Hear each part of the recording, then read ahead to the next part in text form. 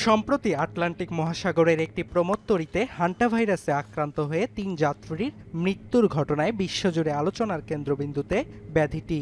যদিও রোগটি কোনো মহামারীর সূচনা নয় বলে ইতোমধ্যে নিশ্চিত করেছে বিশ্ব স্বাস্থ্য সংস্থা।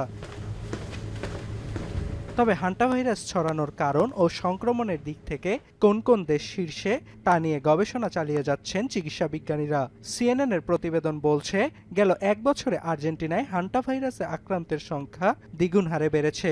গেল বছরের জুন থেকে এখন পর্যন্ত দেশটিতে ১০১ জন হান্টা ভাইরাস আক্রান্ত রোগী শনাক্ত হয়েছে এবং ৩২ জন মৃত্যুর তথ্য রেকর্ড করা হয়েছে।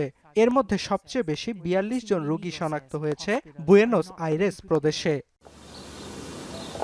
চিকিৎসা বিজ্ঞানীরা বলছেন, জলবায়ু পরিবর্তন, বন উজাড় ও মনুষ্য সৃষ্ট পরিবেশ বিপর্যয়ের কারণে হান্টা ভাইরাস বিস্তার লাভের সুযোগ পাচ্ছে।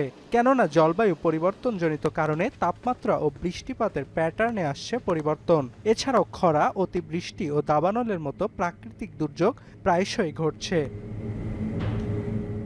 ফলে ইঁদুরের আবাসস্থলে পরিবর্তন আসছে এবং মানুষের সঙ্গে তাদের সংস্পর্শ বাড়ছে।